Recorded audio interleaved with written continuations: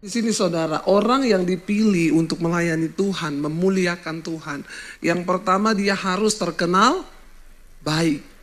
Ya, jangan orang terkenal jahat dipilih melayani Tuhan saudara ya. Nah kecuali dia sudah bertobat, harus ada buah-buah yang terlihat. Supaya tidak menjadi batu sandungan. Ya banyak kita melihat saudara. Di sini yang pertama dikatakan 7 orang dipilih, yang pertama terkenal baik. Buahnya itu loh. Yang kedua penuh roh dan hikmat. Tentunya penuh roh kudus, bukan roh jahat ya saudara ya, karena roh ini ada macam-macam ya. Tentu yang penuh dengan roh huruf besar di situ adalah roh Allah, roh kudus ya, dan juga dia harus penuh hikmat. Karena di dalam melayani Tuhan, memuliakan nama Tuhan, kita tuh butuh hikmat di dalam menyelesaikan satu masalah. Ada orang-orang yang tidak pakai hikmat Tuhan, hanya emosi saudara, lalu akhirnya marah-marah, tidak memuliakan Tuhan, malah ya sebaliknya hidupnya tidak dapat apa-apa. Lalu salah satu di antaranya yang dipilih di sana adalah namanya Filipus ya. Jadi ini bukan Filipus murid Yesus, tapi Filipus 7 orang yang dipilih di Kisah Para Rasul. Kita lompat lihat ya apa yang dilakukan oleh Filipus dalam pelayanan. Kisah Para Rasul yang ke-8 saudara. Setelah dipilih, Filipus menjadi seseorang yang memuliakan Tuhan. Ya, Kisah Rasul pasal yang ke-8 ayat yang ke-4 mulai. Filipus di Samaria saudara dikatakan di sana. Lalu mereka tersebar itu menjelajah seluruh negeri itu sambil memberitakan Injil. Ayat yang ke-6. Ketika orang banyak, ayat yang ke-5 dulu. Dan Filipus pergi ke suatu kota di Samaria dan memberitakan Mesias kepada orang-orang di situ. Ayat 6, ketika orang banyak itu mendengar pemberitaan Filipus dan melihat tanda-tanda yang diadakannya, mereka semua dengan bulat hati menerima apa yang diberitakannya. Saudara, kenapa? Buah dari pelayanan Filipus itu begitu luar biasa ya, ketika dia mengajar, dia memberitakan Injil, ada kuasa. Karena kita sudah tahu tadi yang di atas, yang pertama dia itu terkenal baik, penuh roh dan penuh hikmat. Ya, di dalam hidup ini kita harus menghasilkan buah untuk memuliakan nama Tuhan. Terutama pertama dari keluarga terlebih dahulu. Ya, orang keluarga terdekat itu harus mengetahui dan melihat buah-buah roh dalam hidup kita. Supaya ketika kita melayani, ya pelayanan itu berdampak saudara. Kemarin ada yang bertanya sama saya, Bu, saya ini juga hamba Tuhan. Saya tuh pengen ya khotbah supaya khotbah saya itu bisa didengar orang, dan bukan cuma didengar Bu, supaya mereka mengalami perubahan hidup. Apa yang harus saya lakukan? Saya bilang ya cuma satu, hidupi yang kamu khotbahkan dan khotbahkan apa yang kamu hidupi. Amin. Ya, jangan cuma tiru-tiru khotbah orang lain tapi kita tidak menghidupi khotbah itu. Makanya setiap orang percaya kepada Tuhan harus diproses. Saya berdoa supaya semua saudara diproses Tuhan, katakan amin. Proses Tuhan itu penting supaya iman kita ini bertumbuh dan kita bukan cuma bisa cerita. Makanya saya bersyukur saudara hari ini ya, orang tuh datang konseling sama saya dengan berbagai masalah. Tapi saya bersyukur banyak dari persoalan yang mereka hadapi itu juga sudah saya alami. Contoh, Bu, saya ini dikejar debt collector. Saya tanya, udah berapa lama kamu dikejar debt collector? Udah 6 bulan, bersyukur. Saya dulu 2 tahun. Amin.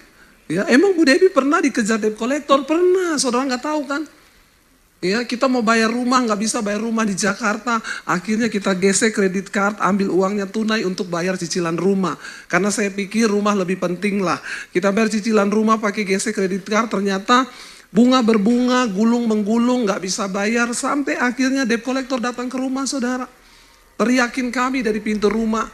Ya, pendeta kok utang gak bayar loh. Dan itu debt collectornya orang Kristen lagi, orang Ambon saudara. Saya masih ingat namanya Victor itu. Di sini gak ada nama Victor ya. Saya panggil dia masuk ke rumah, Victor kamu sini Victor.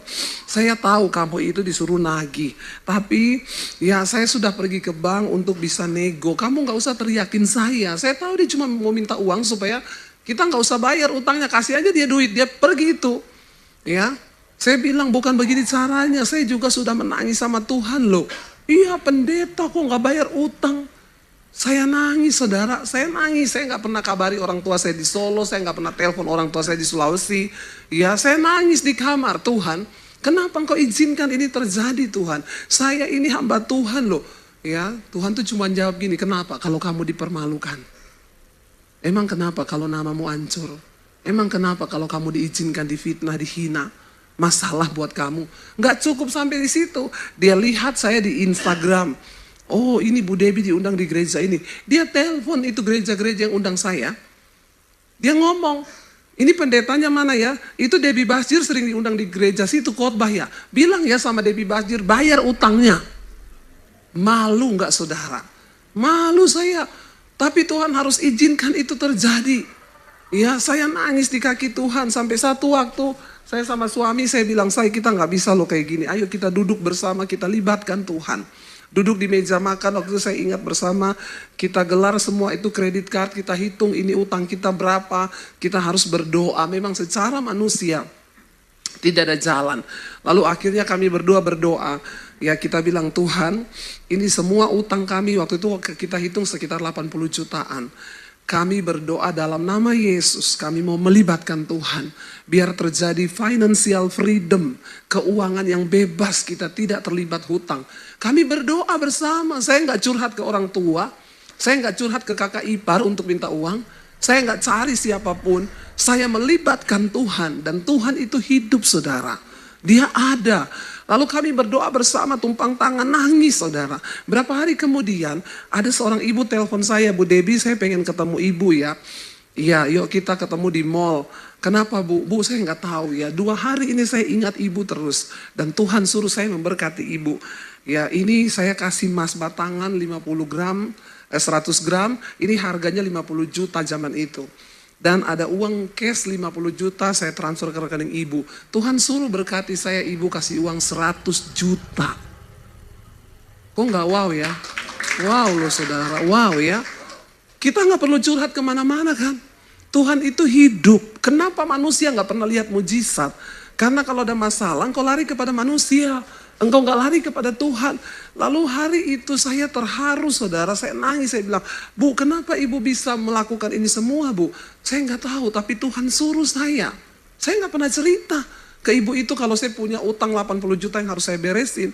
Ya lalu dia kasih itu saya cerita, Bu memang kami sedang bergumul. Saya cerita begini-begini, dia juga terharu. Lalu kami beresin itu utang-utang saudara. Ya dan kami mulai berjalan, Tuhan apa yang bisa kami kerjakan, kami mau kerjakan. Pokoknya kita nggak buat beli tas loh, gesek kredit card, saya beli tas, beli jam, beli apa. No, benar-benar untuk kebutuhan hidup. Tapi Tuhan bilang aku harus izinkan itu terjadi. Dan ketika saya diberkati saudara, saya ganti uangnya ibu itu. Saya datangi dia dan saya bilang, Bu ibu ingat dulu ibu pernah tolong saya di masa susah. Sekarang saya sudah diberkati Tuhan Bu. Saya mau kembalikan uang. Dia peluk saya, dia nangis saudara. Ya, Tuhan itu Tuhan yang dahsyat dan dia hidup. Mari kita memuliakan nama Tuhan. Makanya saya bilang saya mengalami itu. Sekarang jemaat datang. Bu saya dikejar debt collector Bu. Kalau besok saya nggak bayar 6 juta. Saya nanti gini. Saya bilang cari Tuhan. Jangan cari manusia. Saya juga dulu pernah merasakan itu. Saudara, supaya apa saudara? Supaya hidup kita ini memuliakan Tuhan. Bukan berarti orang yang menghadapi masalah itu, ya, dia tidak memuliakan nama Tuhan, dia lagi ada masalah keuangan. Saudara, di dalam segala persoalan hidup sering Tuhan izinkan terjadi. Supaya apa? Supaya hidup kita ke depan bisa menjadi berkat bagi banyak orang. Kita bisa cerita. Jadi kalau saudara tidak pernah mengalami, saudara nggak punya pengalaman kan? Makanya saya berdoa sekarang, kalau saudara difitnah, ya saudara direndahkan, terima saja. Percaya, datang sama Tuhan, berlutut di kaki Tuhan, supaya kemudian kita ini punya pengalaman yang bisa kita ceritakan kepada orang lain. Bagaimana kita bisa mengalami, memuliakan nama Tuhan, alami Tuhan secara pribadi. Kisah hidup saya bersama dengan Tuhan tuh kalau dibikin buku mungkin, ya nggak tahu berapa seri bukunya. Saudara juga adalah saksi hidup kami. Dari Solo berangkat ke Jakarta tidak mudah saudara. Tapi hari ini saya melihat, apa yang membuat akhirnya saya bisa diundang. Kemarin kami baru pulang 5 minggu di Amerika. Saudara mungkin juga ini yang bikin saya drop ya. Di sana minus 26. Kita di salju terus begitu pulang sini 36 kali derajat di sini ya. Panas sekali saudara. Jadi waduh langsung saya drop ya. Kayaknya mungkin lebih cocok di Amerika ya. Sudah ditawari, ayo Bu balik ke California Bu, buka cabang di sini, kita siapin gereja, kita siapin semua-muanya. Saya bilang masih tanya Tuhan dulu. Ayolah pindah aja ke Amerika, nanti Bu bisa pelayanan YouTube dari sini. Tanya Tuhan dulu ya.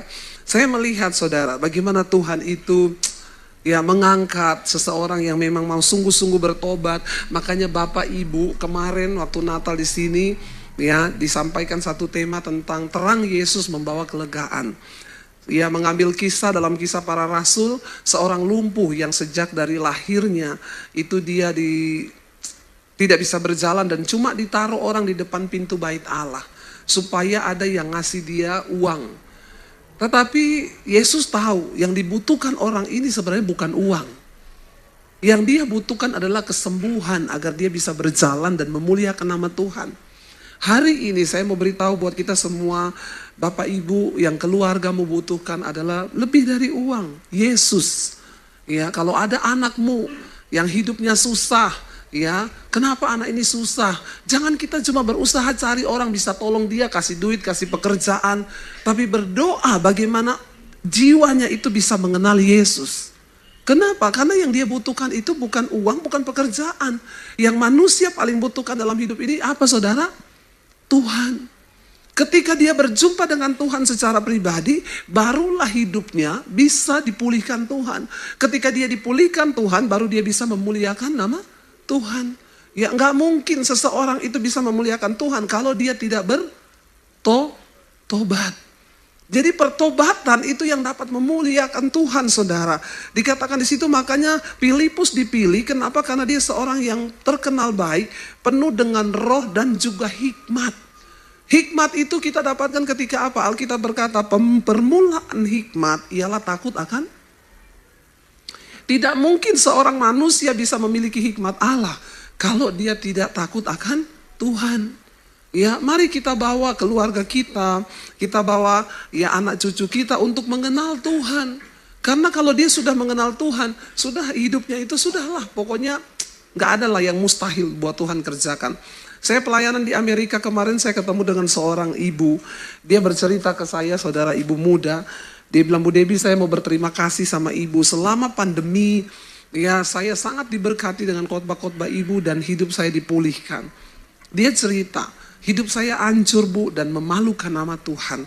Ceritanya kami rumah tangga tidak pernah harmonis, suami istri berantem, akhirnya suami saya berselingkuh dengan teman kerjanya.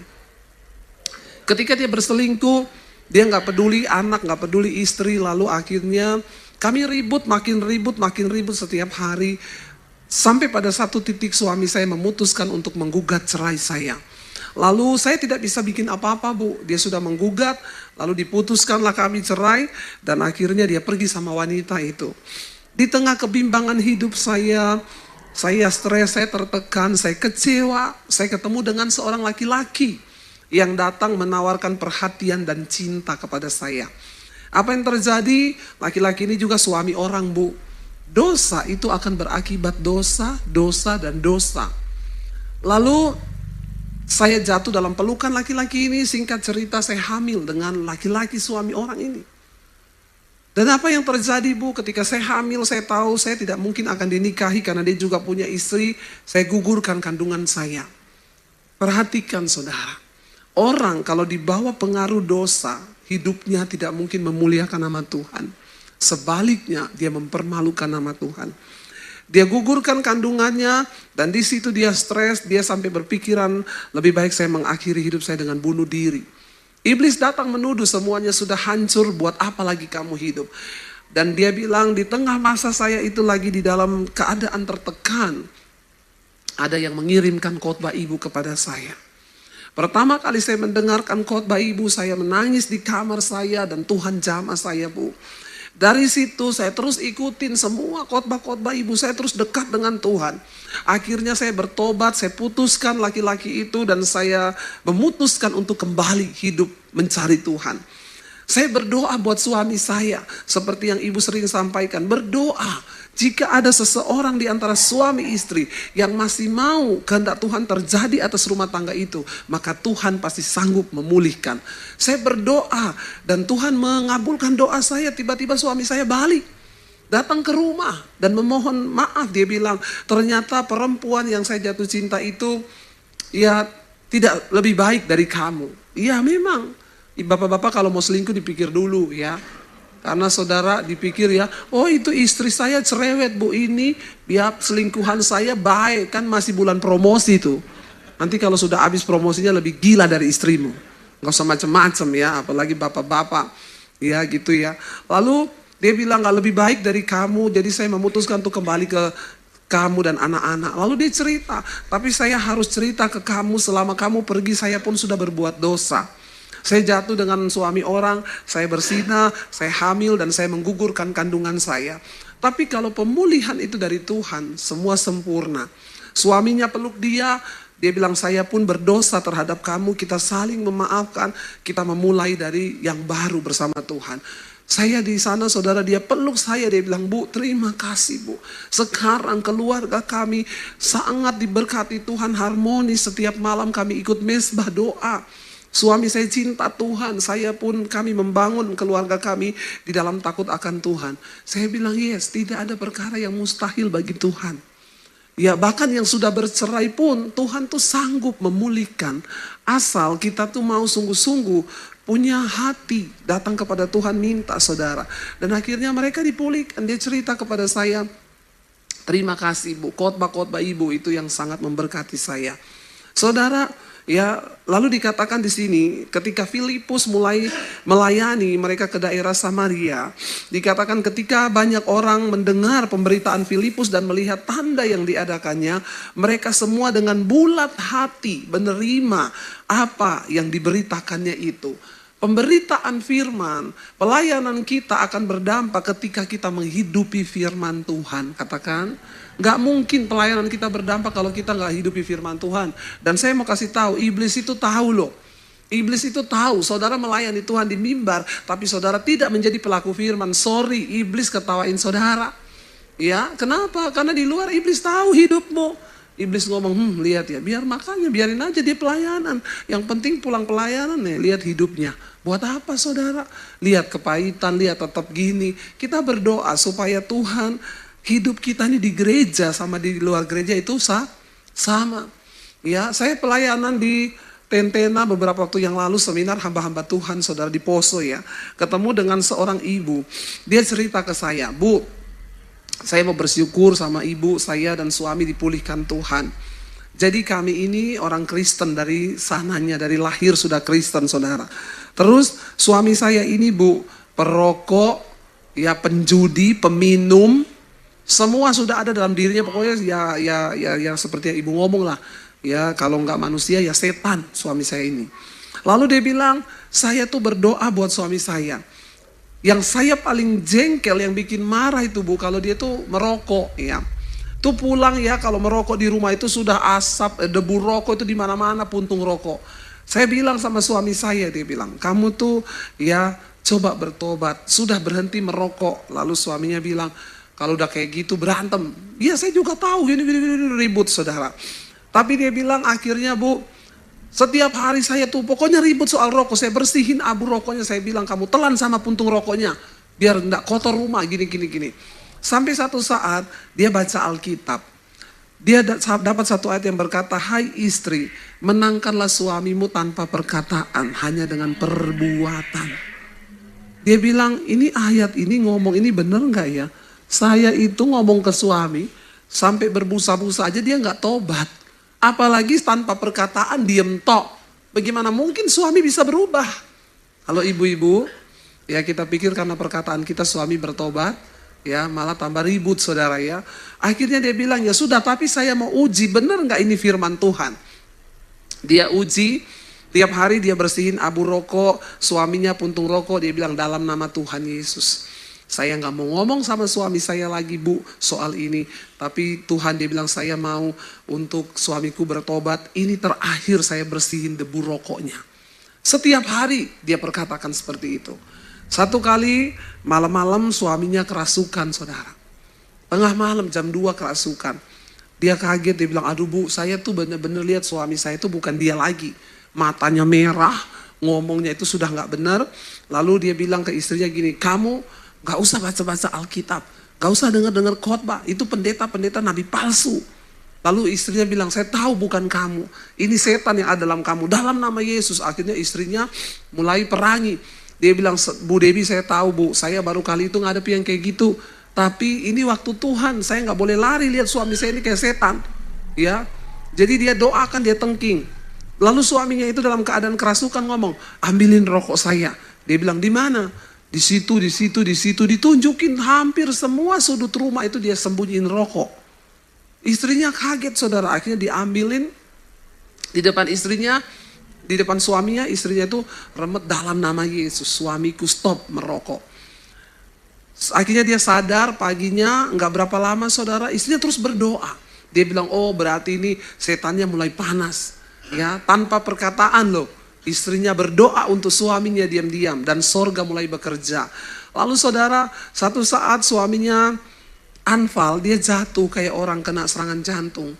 Gak bisa bernapas, istrinya itu tengking dalam nama Yesus. Pak, berseru kepada nama Yesus. Suaminya ini gak bisa panggil nama Yesus.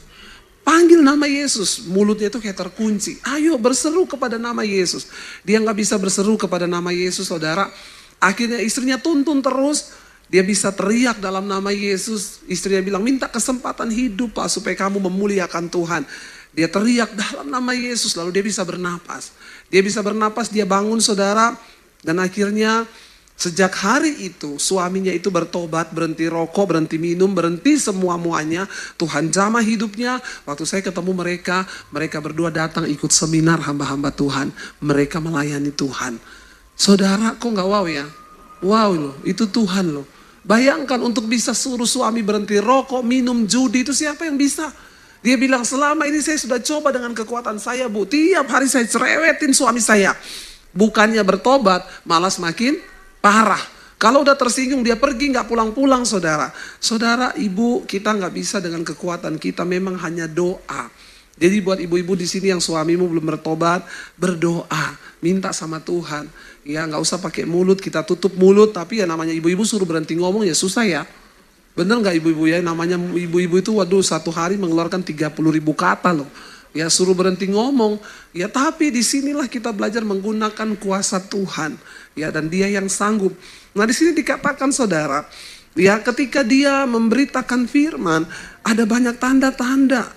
Dan ayat 7 berkata sebab dari banyak orang yang kerasukan roh jahat.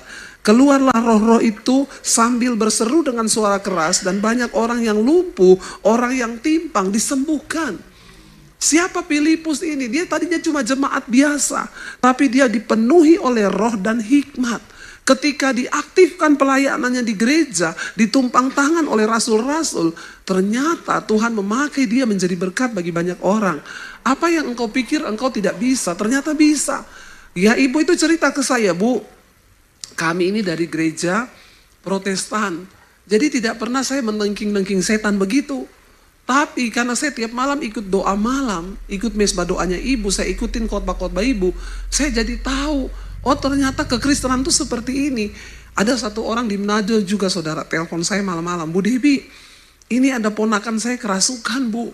Kami ini dari gereja Protestan Bu, nggak pernah ngalami yang gini-gini. Saya bilang ini waktunya ibu pakai kuasa Tuhan. Jadi dia bilang saya tuh lagi tiap malam nonton mesbah doa satu keluarga. Tiba-tiba ada ponakan datang dari kampung. Nah dari kampung mereka bilang kamu kalau datang ke rumah sini pokoknya harus ikut ritual. Tiap jam 8 ikut mesbah doa. Kami sekeluarga katanya ikut mesbah doa. Lagi ikut mesbah doa, ponakannya dari kampung ini kerasukan. Ya teriak-teriak. Jangan dengar Debbie Pasir, matiin. Wah dia takut saudara ya, ternyata dia punya kuasa gelap. Akhirnya saya bilang, ibu-ibu jangan takut. Ibu layani, ayo ambil minyak, doakan pengurapan. Jadi mereka satu keluarga bayangkan loh, dari gereja Protestan. Yang gak pernah hadapi gitu-gitu, harus menghadapi gitu.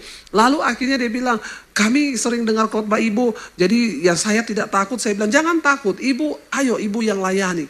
Mereka satu keluarga bergandeng tangan, ditengking ponakannya saudara. Dalam nama Yesus didoakan, akhirnya mengalami kelepasan. Ya saya mengucap syukur lewat pelayanan, ya di YouTube saya banyak mendengar orang-orang, mereka akhirnya mulai mengalami.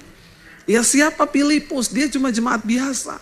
Yang mungkin dari tadinya juga gak pernah tahu yang kayak gitu-gitu. Tapi karena ada Roh Kudus dalam dirinya. Saya berdoa supaya jemaat yang ada di tempat ini bukan menjadi jemaat yang cuma duduk, diam, pulang, nggak pernah ngapa-ngapa. Layani tetanggamu, layani keluargamu. Kalau ada mereka yang datang dari desa, ya tawarkan, saya doakan kamu, mau nggak? Doakan saudara. Siapa tahu terjadi kelepasan, kita nggak pernah tahu. Ada orang-orang di sekeliling kita itu sebenarnya tuayan yang Tuhan kirim kepada kita. Dan kita yang harus melayani. Itu bukan tugasnya Ibu Hana, bukan tugasnya pendeta di gereja ini. Tapi itu tugas kita semua. Ayo, supaya apa saudara? Kalau kita pulang satu saat nanti ke Bapa, ya kita ini ada buah pelayanan kita, amin. Ya jangan ditanya Bapak di surga kamu jadi Kristen berapa lama? 30 tahun. Terus ngapain aja? Gak ngapa-ngapa ya, datang pergi tiap hari Minggu ke gereja, duduk diam pulang gitu toh. Wah kamu ternyata pengangguran ya selama di bumi. Itu namanya pengangguran loh. Tapi kita harus saudara lihat kalau ada tetanggamu, saudaramu atau siapapun mungkin yang datang dari jauh dari desa, kenalkan dia kepada Yesus. Beritakan siapa Yesus itu. Lalu dikatakan di sini saudara, orang melihat ya bahwa Filipus melakukan banyak hal besar. Ayat 8, ya, maka sangatlah besar sukacita dalam kota itu. Seorang yang bernama Simon telah sejak dahulu melakukan sihir di kota itu dan dia membuat takjub seluruh rakyat Samaria serta berlagak seolah-olah dia seorang yang sangat penting. Ya, semua orang besar kecil mengikuti dia, ada seorang tukang sihir di situ. Ya, orang ini ya dikatakan semua orang itu mengikuti dia dan berkata orang ini adalah kuasa Allah yang terkenal sebagai kuasa besar padahal tukang sihir. Ya, dan mereka mengikutinya karena sudah lama ia menakjubkan mereka oleh perbuatan sihirnya. Tetapi sekarang mereka percaya kepada Filipus yang memberitakan Injil tentang kerajaan Allah, tentang nama Yesus Kristus, dan mereka memberi diri mereka dibaptis baik laki-laki maupun perempuan. Ya, dan dikatakan di sana Simon sendiri juga akhirnya apa? Menjadi percaya. Ya, dan sesudah itu ia dibaptis saudara. Wow. Bagaimana pelayanannya Filipus ini sangat berbuah ya, bahkan Simon ya seorang tukang sihir itu bertobat, dibaptis dan dia senantiasa bersama-sama dengan Filipus dan takjub ketika ia melihat tanda-tanda dan mujizat yang besar yang terjadi. Bahkan seorang yang tadinya ikut kuasa gelap akhirnya bertobat mengikut Tuhan karena pelayanannya. Lalu kita lompat saudara, saya pengen lihat ya. Filipus juga mempertobatkan seorang pejabat dari Ethiopia. Ayat 26, Kisah Rasul ayat yang ke-8. Sida-sida dari tanah Ethiopia judulnya di sana ya. Ayat 26. Kemudian berkatalah seorang malaikat Tuhan kepada Filipus katanya, bangunlah dan berangkatlah ke sebelah selatan menurut jalan yang turun dari Yerusalem ke Gaza. Jalan itu jalan yang sunyi. Lalu berkatalah Filipus adalah seorang Ethiopia, seorang sida-sida pembesar dan kepala perbendaraan Sri Kandake Ratu negeri Ethiopia yang pergi ke Yerusalem untuk beribadah. Sekarang orang itu dalam perjalanan pulang dan duduk dalam keretanya sambil membaca kitab Yesaya. Ayat 29, lalu kata roh kepada Filipus, pergilah ke situ dan dekatilah kereta itu. Filipus segera ke situ dan mendengar sida-sida itu dengan membaca kitab Nabi Yesaya. Kata Filipus, mengertikah Tuhan apa yang Tuanku baca itu? Ditanya sama Filipus, karena Roh Kudus menyuruh dia pergi ke sana. Nas yang dibacanya itu berbunyi seperti berikut, seperti seekor domba ia membawa ke pembantaian, dan seperti anak domba yang keluh di depan orang yang menggunting bulunya, demikian ia tidak membuka mulutnya. Dalam kehinaannya dia sedang membaca nubuatan Yesaya ya. Lalu dikatakan maka sida-sida itu 34, kepada Filipus dia berkata, aku bertanya kepadamu tentang siapakah Nabi berkata demikian, tentang dirinya sendiri atau tentang orang lain? Maka mulailah Filipus berbicara dan bertolak dari nas itu, ia memberitakan Injil Yesus kepadanya. Dan saudara akhirnya orang itu pun juga bertobat menerima Yesus sebagai Tuhan dan Juru Selamat. Saudara, di luar sana ada begitu banyak orang yang tidak mengerti firman Tuhan. Saudara dan saya, kitalah yang akan dipakai Tuhan untuk apa? Untuk membawa pemberitaan tentang kebenaran. Saya bersyukur Tuhan itu membawa saya hari-hari ini. Saya ingat, ya saya hampir membuka gereja di tahun 2020 di Jakarta. Kita sudah mau sewa tempat, ya, dan sudah nego harga. 2020 itu awal pandemi, saya ingat Februari itu saya harus bayar DP untuk sewa gedung buka gereja. Saya pelayanan ke Manado, di Manado ada seorang hamba Tuhan, dia berdoa buat saya, lawatan Tuhan terjadi. Dan dia berkata kepada saya, Bu, Ibu jangan buka gereja tahun 2020. Karena Tuhan akan membawa Ibu ke pelayanan dimensi yang berbeda. Dan tahun depan 2020 itu, dia bilang, Ibu akan dikasih Tuhan tuayan raja-raja. Saya berpikir ini orang bernubuat alay lebay. Ya, tuayan raja-raja. Saya tidak pernah berpikir tuayan raja-raja. Akhirnya ya saya cuma amini dalam hadirat Tuhan, uji apakah itu benar terjadi. Saya balik ke Jakarta itu Januari saudara, karena itu pelayanan Natal Desember 2019. Saya balik ke Jakarta akhirnya masuk awal 2020. Saya pegang nubuatan itu, tapi kami sudah terlanjur nego gedung untuk kami sewa buka gereja. Februari itu sebelum lockdown, sebelum corona datang menyerang, ya saya sudah ditanya, Bu, Ibu jadi sewa tempat? Saya bilang jadi. Ya udah Ibu DP dulu, nanti setelah DP baru ya kita bicarakan. Tiba-tiba cuma terlintas di benak saya tuh berdoa begini, Tuhan, kalau ini memang bukan rencanamu, batalkan. Saya nggak mau buka gereja karena keinginannya saya sendiri, tapi biar karena keinginan Tuhan. Kalau bukan kehendak Tuhan, Tuhan batalkan. Tiba-tiba saya ngomong ke orang gedung itu, Mas, saya bisa pindah jam atau pindah hari? Oh, Ibu mau rencana pindah hari atau pindah jam? Iya. Kalau gitu jangan bayar dulu Bu, kami meeting dulu. Gini aja deh, Ibu tentukan mau jam berapa, karena harganya beda. Kata gedung itu karena di mall di Jakarta. Itu harganya beda, jadi Ibu tentukan dulu kapan, kami meeting, ada kesepakatan harga, baru kami kasih ke Ibu. Setelah itu saudara, saya bilang berarti ini saya nggak usah DP dulu, saya sudah hampir transfer itu sewa gedung. Dia bilang, iya Ibu tahan dulu. Begitu saya tahan, tiba-tiba Februari itu sudah mulai terdengar ya virus, lockdown saudara, akhirnya lockdown. Puji Tuhan, uang saya jadi memang Tuhan luputkan, belum masuk. Saya yang rasa itu kalau sudah masuk kan gedung gitu mana mereka mau kembaliin. Semua yang sewa juga di Jakarta ya mereka bilang ini pandemi Bu, kita nggak bisa balikin uang. Memang ya semua tidak terpikir. Jadi saya diluputkan Tuhan. Nah setelah itu kami baru mengerti pandemi datang, pelayanan di YouTube itu Tuhan mulai ya bawa kita mulai melihat wah bagaimana Tuhan bekerja. Dan saya juga tidak menyangka saudara, ternyata YouTube ini yang nonton dari kalangan bawah sampai kalangan atas. Dan benar Tuhan mempertemukan kami dengan tuayan raja-raja.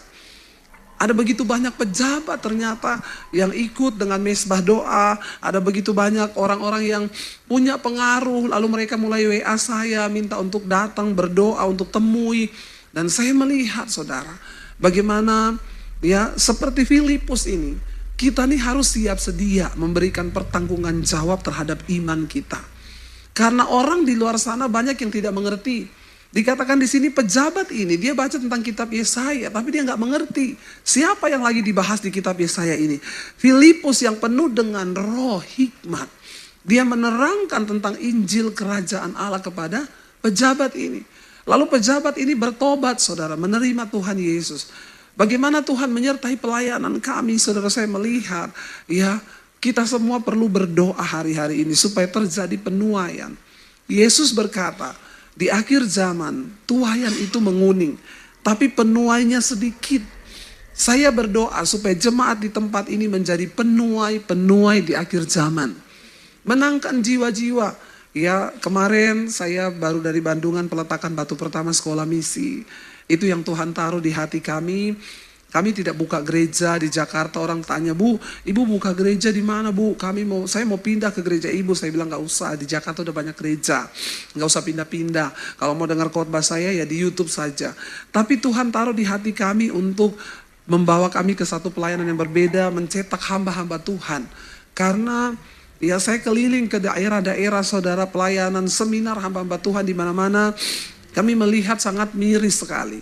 Ya, bahkan di Toraja udah ada gereja ya, masjid ya, mualaf khusus dari orang Kristen yang pindah ke seberang. Dan itu penuh saudara. Satu kerinduan kami ya memperlengkapi hamba-hamba Tuhan di desa supaya Indonesia juga boleh dimenangkan bagi Kristus. Dan ketika kita bergerak bersama Tuhan, ya saya melihat sekolah misi ini Tuhan perlengkapi. Tadinya setiap kali pulang ke Solo saya ke Karanganyar, cari tempat, cari tanah ya. Cari tanah, minta tolong beberapa orang juga, kita sudah tanya-tanya teman-teman pelayanan.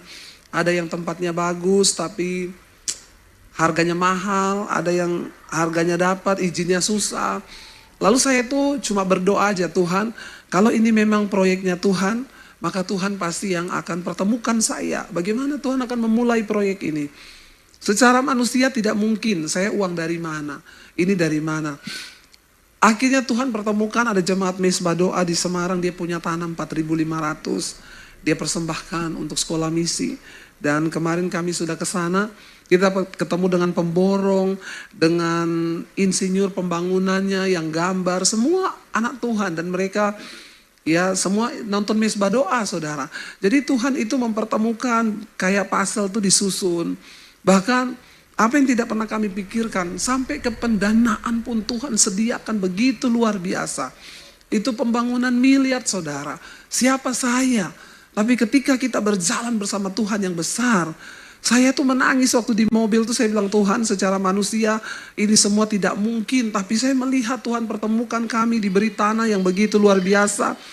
Tuhan tuh cuma ngomong satu sama saya tuh begini, aku tidak cari orang kaya, aku gak cari orang yang punya uang, aku cuma cari orang yang punya iman.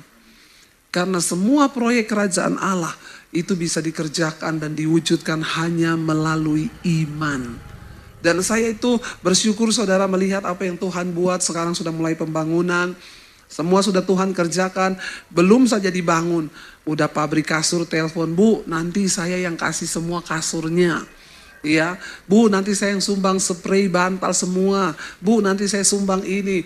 Tuhan itu luar biasa.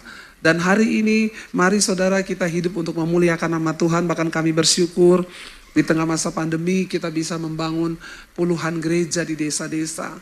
Sungguh itu bukan karena kuat dan gagah kami. Bisa menopang hamba-hamba Tuhan di desa-desa setiap bulan.